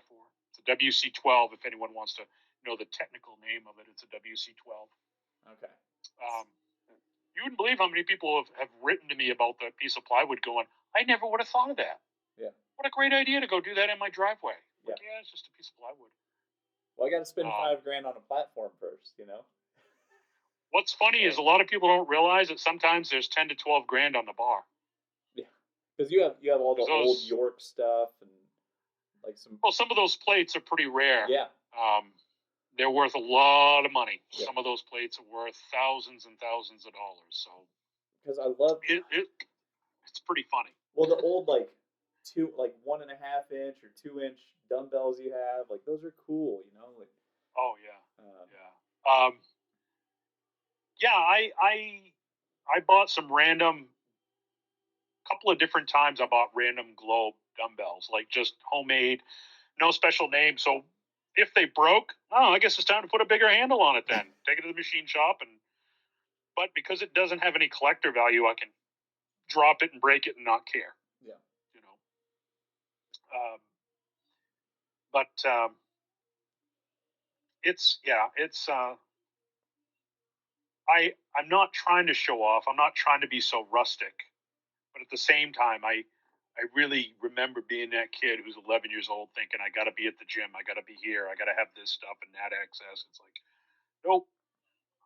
And I don't know if you've seen the videos, but actually I think if you have the exercise plates instead of the Olympic plates, so it's that little tiny 1-inch hole, right? Mm-hmm. You'll get a lot stronger training with that than you will with the Olympic set. You don't realize how much, even on curls, how that rotating sleeve helps the movement. Yeah. Whereas when you're using an exercise set, the only way those plates rotate is by you putting a little more movement on that bar. Yeah. So you'll bench less, you'll squat less, but you do that for 2 or 3 months, you go back to a regular Olympic bar, and you're going to have made huge gains. Well, you don't realize that technology, how much. Go ahead. Oh, I was going to say, last week I was deadlifting. It was probably my first time deadlifting on a real stiff bar, and I'm primarily snatching and clean and jerking, and I'm used to the technology and the luxury of it. Not an Eleiko, but I mean like the equivalent of that, where it has nice whip, nice spin, all that stuff. And I go to do my deads, and I'm like, God, man, I'm beat up the next day. So I could see the value because I did my clean and jerks yesterday, and they just flew. So that group that I'll go down and visit for weightlifting training every once in a while, I got in trouble because I said, oh, I'm going to bring a Texas power bar down so that afterwards when we do our squats or our front squats, we'll use that instead. And I was not so politely told, don't bring that bar back. But it's like, but guys, that's what you need. You're already bouncing and whipping out of the hole on your snatches and your cleans and your jerks. Maybe your front squats and back squats ought to be with something that you can't manipulate so well. I wanted to say cheat, but I don't want to hurt any feelings. Well, I did see an article a few years ago from Christian Thibodeau where he was talking about lifters from the 60s and 70s were bigger than they are now. And he gave a couple reasons for that. Was number one, you weren't allowed to drop. There were no bumper plates. You had to eccentrically load, bring it down. So the traps were bigger. The upper back was bigger. And then the other thing was people were typically doing things for fives or fives or triples. And now I don't even drop the bar in the meet. Oh, you still? Yeah, I don't know if you saw my last couple competitions. One was just a couple of months ago, but I put the weights down just like I do in my yard. Because it's not like I'm clean and jerking. It's not like I'm clean and jerking 400. What an alpha move, though. Yeah, like everybody else is just tossing the bar, and you're just like, I'll just set it down gently because I know I'm strong enough to do that. Why not? Awesome. Well, and to me, it's kind of mental because it's like I'm going to own this weight all the way down. Yeah. All the way up, all the way down. I own this weight. It does not. It's not going to own me. Yep. I am going to master this weight from beginning to end. I'm going to control everything about this lift. Yeah. And that's even when I didn't have expensive plates that I worried about. I just like, and I think about what you were just saying about, lowering the weight. Think about all the times I lower a snatch under control. What does that do for my grip? Yep. Every time I lower a big clean and jerk down under control, what does that do for my grip? What does that do for my traps? So to me, it's extra work you're just leaving on the table, man. And the other thing with that was, you're doubling your workload. Yeah. Yeah. You're everything is beneficial by doing that. Like we noticed when I was at Wisconsin Lacrosse working as a graduate assistant, we didn't allow our athletes to drop the weights. Whether they're doing power snatch or cleans, they would have to. Yeah. So one thing we noticed was like, all right, the rate of shoulder injuries was going down, and we didn't have anything to prove that or validate or do any like study or whatever. But we're like, look, the gym is always ahead of the scientific community because it's usually like, all right, I want to figure out what that guy's doing. Now we need to try this out. And shoulder injuries went down significantly, especially with volleyball. And our suspicion is that now you're building the eccentric strength of the posterior shoulder to, lower the load, to lower the weight. So What an odd thing. Let me lift 1.5, 2 times my body weight overhead, and then release all that muscle tension. right. I'm just How about not? right. I don't know. That's just no. How about we get that weight down towards the ground and then release the tension?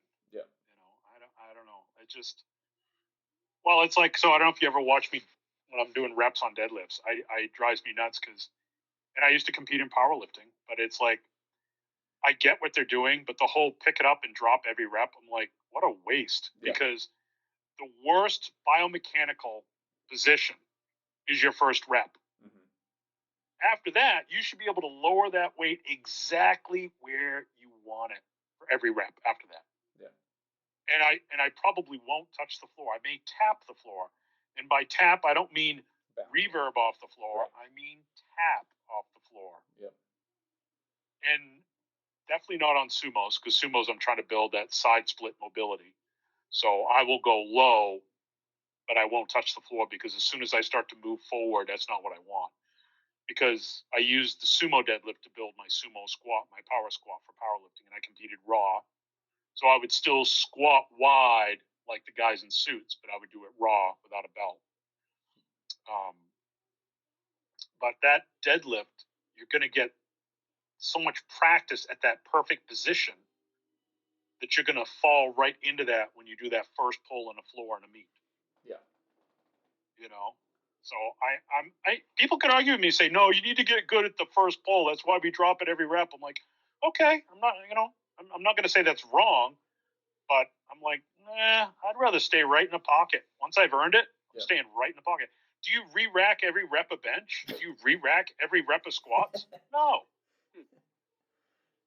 And I think the only time I'll have athletes drop the dead is if we're in season and we're doing a few singles to help manage fatigue. Outside of that, they are in control up and down and a complete stop, complete reset. Only because I think the more advanced guys can do a soft touch and the control up and down, but the beginners, I look at it and they're like reestablish. But well, it's like rack pulls. I remember Dave Tate. Oh yeah, did a talking great about interview. Yeah. Well, he did this great interview. I don't know if you ever saw it. It's one of his older ones with both Steve Goggins and Ed Cohn. It's probably one of my favorite interviews. And it's from years and years and years ago. And if you get a chance, watch it. It's really good. But he said to Steve, he goes, I think you're the only person I've ever seen that does block pulls right. Yeah.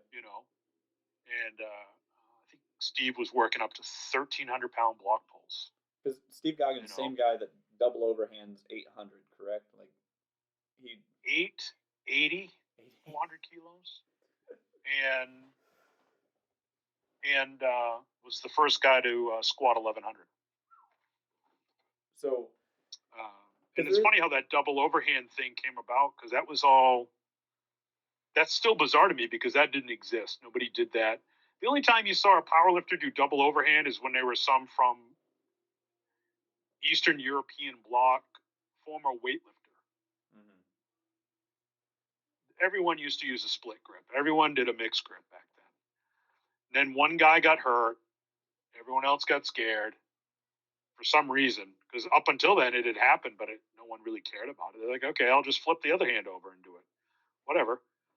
So it's funny how people having weak biceps Yep. And instead of fixing the biceps, they're like, well, we'll just use a double overhand grip. I'm like, or you could fix your bicep. Yeah. Like fix your mobility and strength issues, maybe? No, we can't do that. Because if you interview people, oh, your knee hurts or you got knee problems, we should strengthen that. Yes. Oh, you got back issues, we should strengthen that. Yes. Oh, bicep tendon pain, we should strengthen that. No, that's just luck of the draw. Nah, don't worry about that. Drove me nuts competing in strongman because I'd see pop biceps all the time. And they're like, there's nothing you can do about it. I'm like, nothing that is strong breaks, Right. guys. But, and I'm actually working on a book about bicep strength and When's it mobility. coming out? Never, because people keep posting dumb. Because people keep posting. People keep posting dumb stuff about squats, and it makes me want to write a squat book. Okay. Because To do I it. can't. It's just frustrating because it's like squats are so simple, guys. Stop making it complicated. What you should do it is how to fix your squat, and then just put your bicep mobility in there and strength Yeah. building. Jeez. You know, because if I see one more of these guys showing the side view of some stick figure on how to squat, and I'm like, you know, you're totally leaving out turning the feet out, right, and getting the knees out of the way so you can sit between your heels, right? Like every little kid, toddler I've ever seen.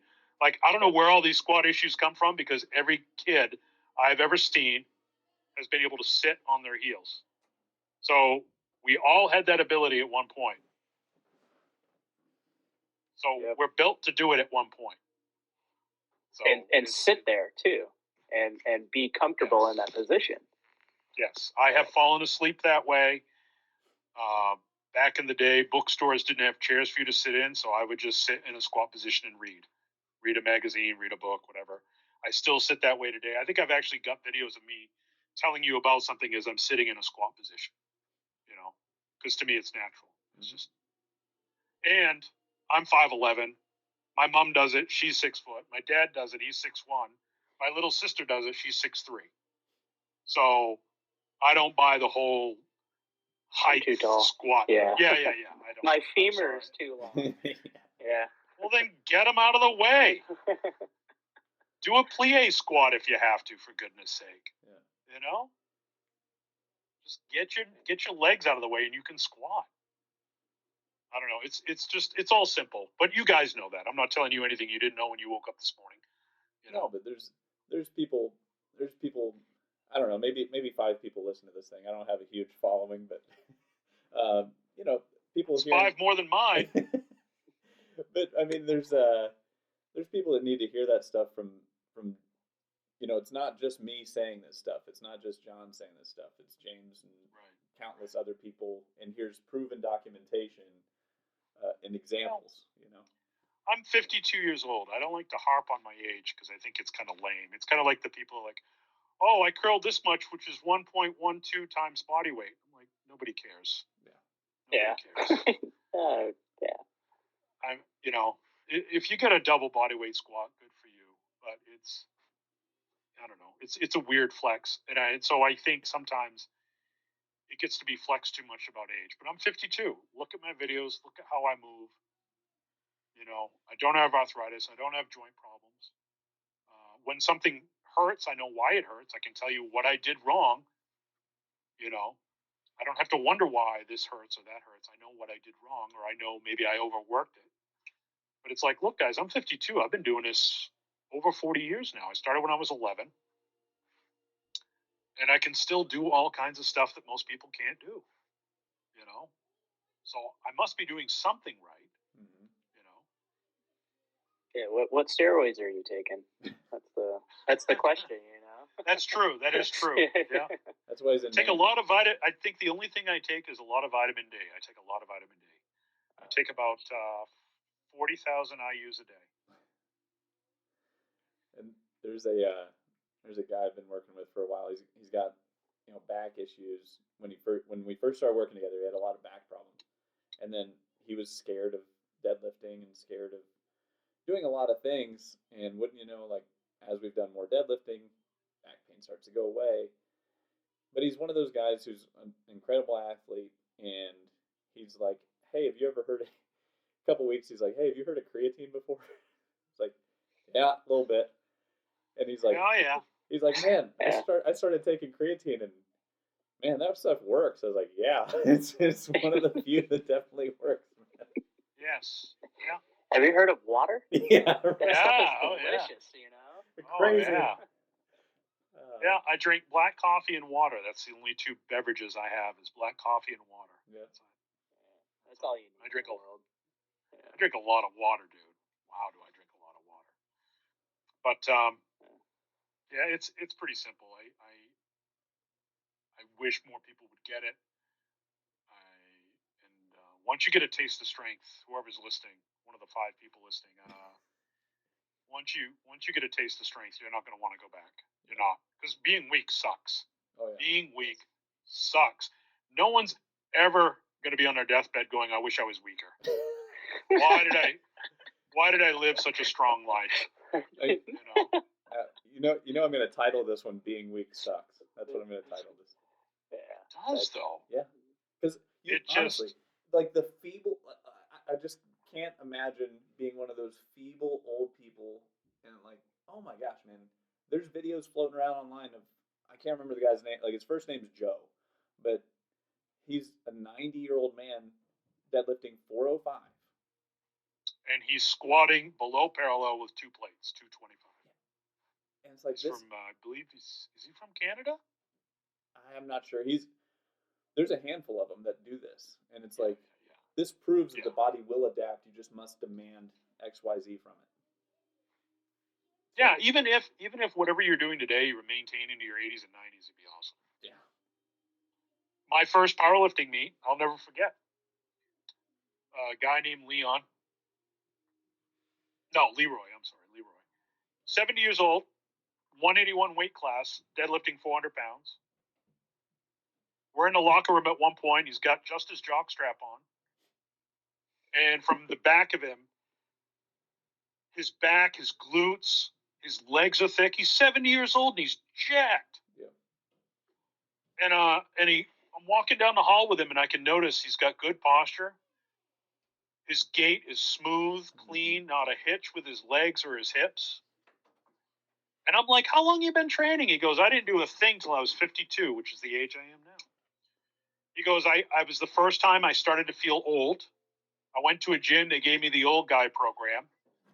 He goes, but thankfully off in the corner were a bunch of loud, noisy, obnoxious powerlifters. And they looked like they were having a lot more fun than I was having. So I said, "Hey, any chance I can join you guys?" They said, "Sure, just don't quit. Whatever you do, whatever we give you, just keep at it. Don't quit." So now he's deadlifting over 400 pounds in his 70s at 181. I said, "How good do you feel?" He says, "I feel like I can do anything I did when I was 35. Shovel the driveway, chase the wife around the house, whatever I want to do, I can do." And I'm like, that's the best retirement plan there is. Yeah. I mean, money's great, but if you blow all the money you save trying to get your health back, you know. Yep.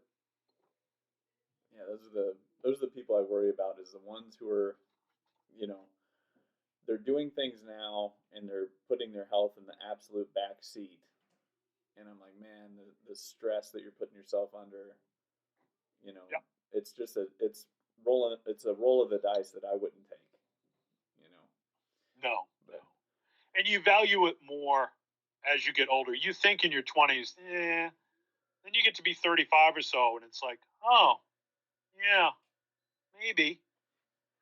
So, any training questions or any questions about any particular exercise I do, or is there any? Just curious. Is anything like how the heck do you do that, or why the heck do you do that, or no, do you actually have people do this? It's like, yeah, I probably do.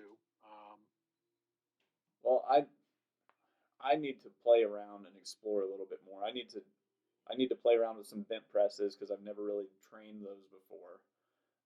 Yep. So chances are you'll do them too light. It's the one lift that everyone doesn't use enough weight. It has to be heavy enough that you can start to press it, but you can't finish it, so you have to bend down underneath. And then over time, you'll get to a point where you can't even start it. You can't even start to press it. That you're right from the start going to have to get under it.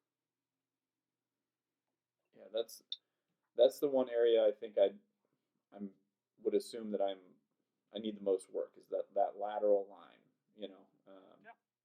because Yep. a lot of the stuff I do is just vertical, you know, and then I've seen your videos of your split snatches and your split cleans, and Yep. that my jerks have always been my weakest lift for me. Um, So did you see that band setup I did before my last meet? I don't think so. When did you post it?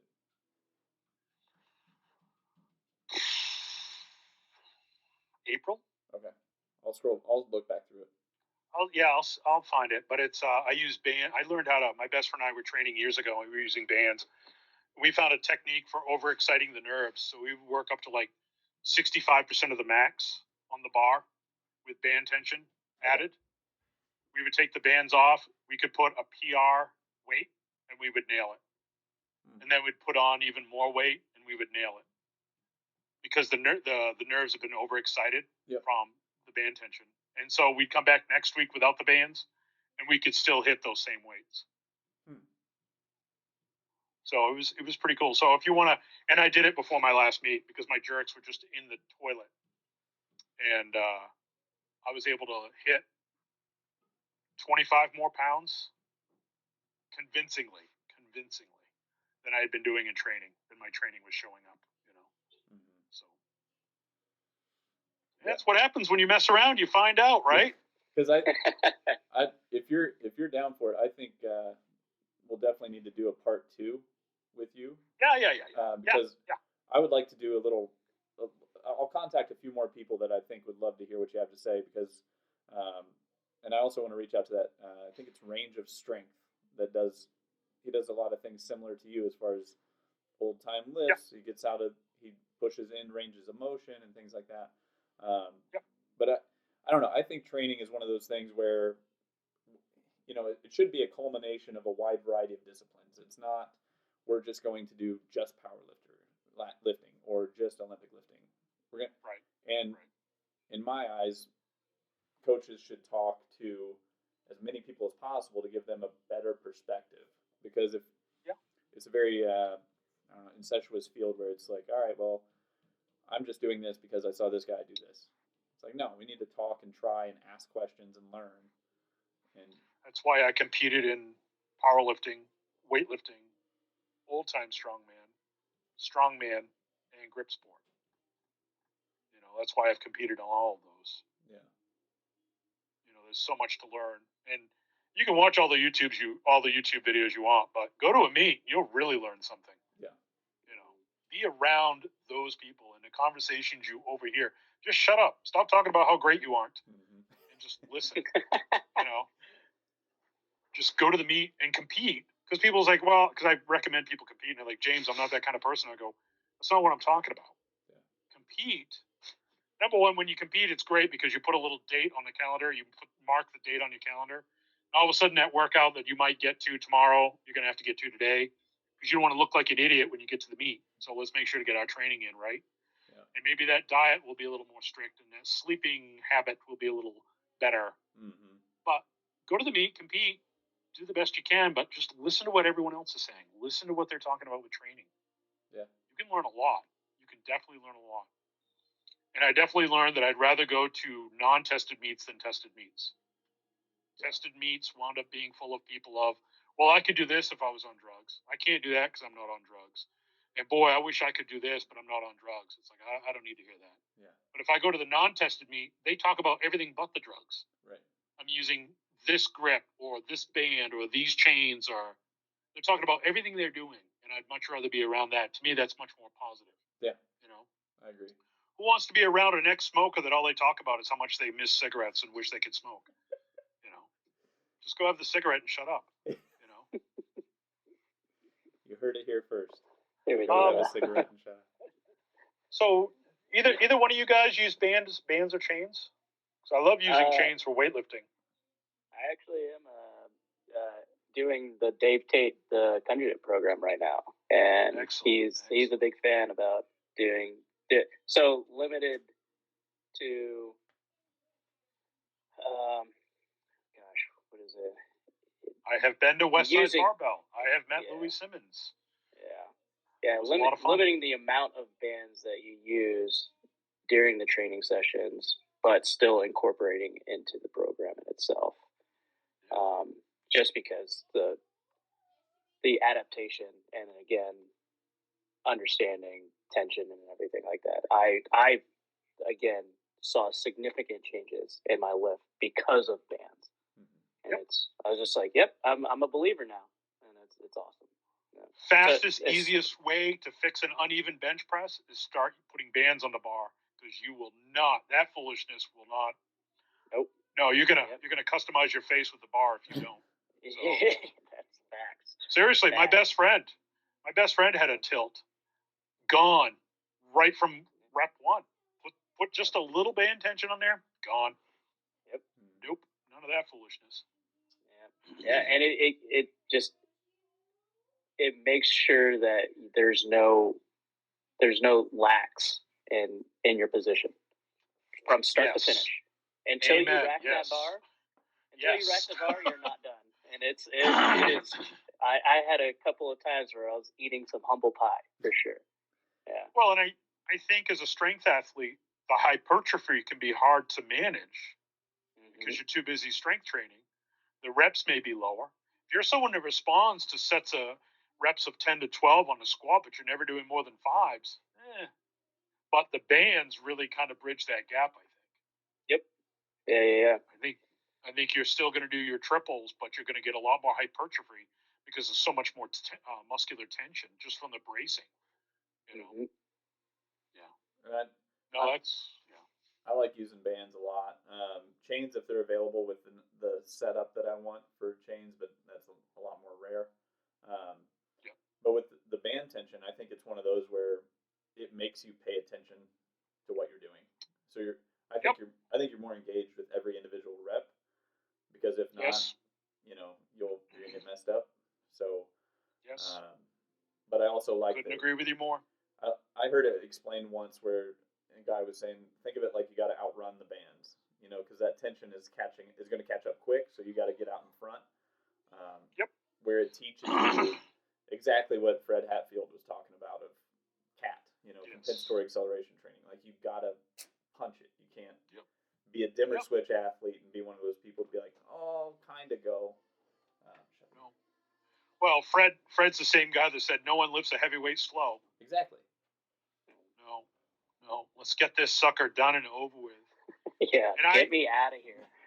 Well, so I'm, here I am in the 2000s, and I'm a power lifter, but I'm a raw power lifter. I don't even wear a belt when I'm competing.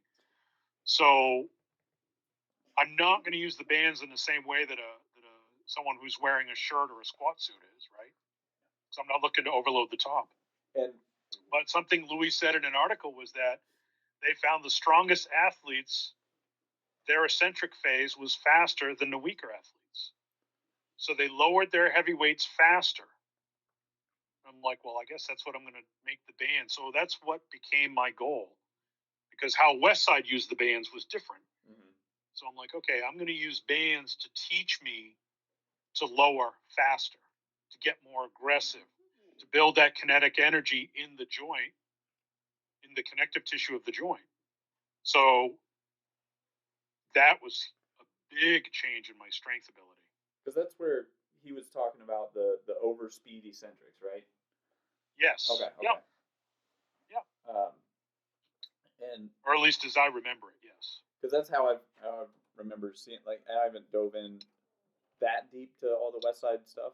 I love the Westside methodology and the way they go about it, because there's a rotation of exercises. There's a huge bank of exercises to select from, and then I like to think of each day having a theme. Like, hey, we're going to either be dynamic or we're going to be max, and then you're going to do your appropriate support work, and then that's it. It's just I think people's ability to overcomplicate is just. Well, it's interesting because 5-3-1 is basically Westside for dummies. Yeah. Yep. And the cube method is just saying, well, we'll just do a whole week of this, and then a whole week of that, and then a whole week of this. but it's all just variations on a theme. It's like the same plate of food. You're just turning the plate of food, so you're eating the potatoes first instead of the meatloaf, or you're turning the plate, so I'm eating the peas first instead of the meatloaf, and then the potatoes. That's all it is. What's in a burrito? What's in a quesadilla? Right. Meat, right. beans, cheese. It's all packaging. It's all packaging. You know. But that's the big thing is I think like Louis would talk about people are just too slow. They don't do enough speed work. Of like correct. And I just explained to all the trainees that come through. I'm like, look, we're just working on a math equation. Force equals mass times acceleration. Some days big M little a, other days big A little m, other days M and A kind of moderate. And that's it. Yeah. So I don't know. It's simple. It really is simple. Do you want to get faster? Yes. Well, then we need to work on getting faster. You want to get stronger? Yes. Well, we need to work on strength. So you look at some of the injuries. I am curious about some of the injuries that have happened more over time, where everybody looks at all the NFL Achilles and hamstring pops every year, and it's like, yeah, because you guys aren't doing specific to your sport. You're going from a velocity standpoint. You're doing all this velocity stuff that's maybe up to 2 meters per second, when the sport is played at like 9 meters a second, and then you're wondering, I wonder why people are getting injured, because there hasn't been an appropriate buildup. Well, so it's amazing to me how many people are out there coaching, training people that don't understand function, anatomy. And I'm like, because if you look at, like, I go by Gray's Anatomy. That's what I've had since I was in like 9th grade. I've had Gray's Anatomy, and that's what I read. And, the book will tell you that they feel the main function of the hamstrings is not knee flexion. It's to keep you from getting toppled over from a force from behind you. So basically a good morning type of thing, right? They're saying that they see as the biggest thing, the main function of the hamstrings. Go back to the biceps. What's the main function of the biceps? To supinate the hand, to turn the hand from palms down to palm up. Flexion is secondary of the elbow, and flexion of the shoulder. Yes, one of the the long head of the bicep connects to the scapula of all things. Like, people, come on. Curls ain't gonna cut it, especially if it's with an easy curl bar. You're leaving a lot on the table of the bicep. And the hamstrings is a great example. Like I'll tell guys, like, look, knee flexion, hip extension. One day A, you're gonna do heavy knee flexion, light hip extension. Day B, you're just gonna flip flop that. And if you do that along with all the other specific stuff that you're supposed to be doing, like, you'll be in a pretty good spot. Just understand the function of all this stuff. Yes. The best leg curl I accidentally discovered, and if you don't believe this story, I don't blame you. I wouldn't believe it. I'm in high school, in track, high jumper. It's time to put those big mats that we land on, the big foam pieces that we land on. I heft one up onto my back, so I'm stooped over. My torso is parallel with the ground. I'm walking. Each step, I'm trying to overextend my leg a little bit so I can dig my heel in and move forward. Best hamstring pump I've ever gotten. So I was running at the time as well, training for conditioning work for soccer. And I started, whenever I got up to a hill, I would lean over, and instead of trying to push myself up the hill with my quads, I would try to overextend my leg a little bit at the knee joint and try to pull myself up the hill using my hamstrings. Okay. So now I've created my own running style going up hills to do recovery work by doing all those reps going up hills for the hamstrings. So like I said, it sounds like foolishness, and I don't blame you, but best hamstring work as far as leg curling, that's my kind of leg curling. So I have like an old tractor wheel It weighs 250 pounds that I put on my back, and I'll lean over and I'll walk up and down my driveway because that's a leg curl. It's basically a concentric leg curl. Right. So Yeah. I'll tag you in a video of it. You can see the foolishness and please. see if you want to try it. No, please, yeah. That, and you've probably seen me do leg curls in a driveway with a plate between my feet. Yeah. So. And there's another one that we'll play around with. We'll put like valve slides or a sled or like a leg curl device. It's or an ab wheel, the one made by Sornex. So you'll see. I should reach out to Sornex and be like, hey, sponsor the podcast. But so you put your upper back on the wheels and and then you just drag yourself down the turf by hip extension plus knee curl or knee flexion rather, and it blows up hamstrings in a good way. So we had a sled in my strongman group, and I would sit on the sled like I was going to go tobogganing. Okay. And I would heel into the ground and pull myself forward as I sat on the front of the sled. Okay. So I'm sitting down with the weights, and my legs are basically parallel with the floor. And I would just extend my legs and dig and pull myself down the length of the basement we were in. And they're like, we don't want any of that. You're crazy. You can leave the group now. Because I'm like, guys, this is the best hamstring pump you're ever going to get. And they're like, this is strongman. We don't care about hamstring pumps. And I'm like, but it's awesome. So, yeah, there's all kinds of fun stuff out there. Yeah. But yeah, Veers, you got anything? No, I'm good. I appreciate it, James. This has been awesome. Yeah. Man. Oh, good. I'm glad you guys like talking to me because I got some stuff that isn't the normal stuff, but I've thought it through and I've used it on a lot of people. Yeah. I haven't heard anyone yet, so. That's we definitely need to do a part 2 for sure. Yeah, if you're okay. Let me reach out to a couple of guys that I know would be interested in hearing what you have to say, because I think there's a lot of value. Obviously, you've done all the historical research. You've obviously tried it on yourself, tried it on others, and people can learn a lot just from paying attention. So. Yeah, it's like relatively recently I've discovered that how we used to allow the continental lifters to hop the bar up their body and put the weight overhead. They were jerking 400 pounds overhead, lifting the weight from the ground 4 decades before the clean style could do it.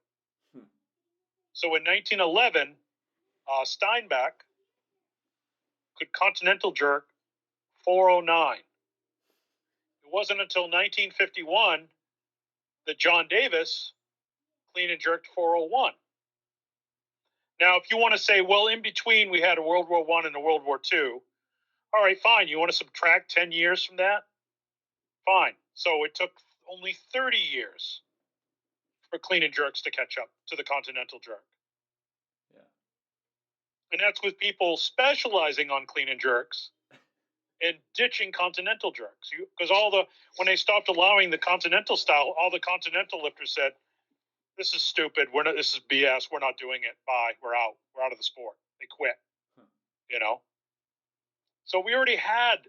That's why the history is important, because you understand that. Well, why did we give up the continental style? Well, it's because the French lifters were all hot and horny for the clean style of lifting. They're the ones that controlled weightlifting and out all the power. And of course the French and the Germans, if you know the history, whatever the French were doing, the Germans didn't want anything to do with it. Whatever the Germans were doing, the French didn't want anything to do with it. There's a reason why we had a world war. It had to do with the French and the Germans. I was going to say it had to do with the jerks, the cleans, and the continental. So it's interesting. It's like, well, wait a minute. Where would we be now if we allowed continental jerks to maintain its popularity? Right. We would have seen a 600-pound jerk years ago, decades ago, actually. So I don't know. There's a lot of interesting stuff to go over. Yeah. Yeah. But yeah, James, where's for just a little plug? What's your Instagram handle, and where would you like people to go check out more information about what you do? You can go to Strongman Archaeology on Daily Motion. YouTube's a little too restrictive for me. Daily Motion's based in France, and they're really big on consumer advocacy. So when Apple wants to sell their iPhone in France, they have to sell them unlocked because France demands that customers should have the right to an unlocked phone. And YouTube will give me copyright notices on videos from literally 6 years ago. And I'm like, if you didn't catch me in 30 days, like, shouldn't I be free and clear? So I mainly post to Daily Motion now. Okay. So it's Strongman Archaeology on Daily Motion and Strongman Archaeology on Instagram. Those are the two places to go. I've tried to do TikTok, but it's just too caustic. It's just too many people being stupid. It's just frustrating. Yeah. Too much yoga pants. And more cowbell. They need more cowbell. And more cowbell. Less yoga pants. Yeah. There's some things that should be left to the imagination.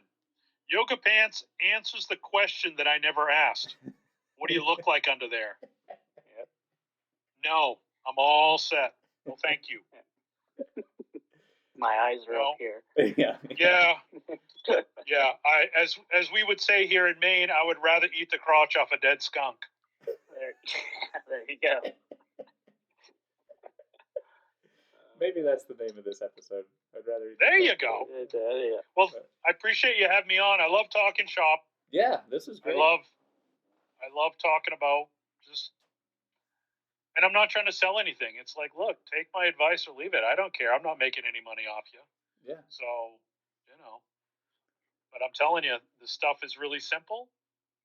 I think we need to balance out left to right more than front to back. And I think we need to start strengthening the stuff we're naturally not so strong at. Yeah. Yeah, I'll look at hopefully I did everything right and this all recorded smoothly, and yeah, it's gonna be a shame if I can get to the end. It's like, okay, you recorded the video, but there's no audio with it. Like, all right, cool. Wah. But either way, take two. yeah, we'll definitely do a take two for sure. But Yeah. Thanks a lot, James. I really appreciate your time. Hey, yeah, thanks for contacting me. Anytime. Yeah. Anytime. All right. Well, I'll talk to you guys later. Appreciate All right. it, James. See you. Yeah, good to meet you. Take care. See you Bye. guys.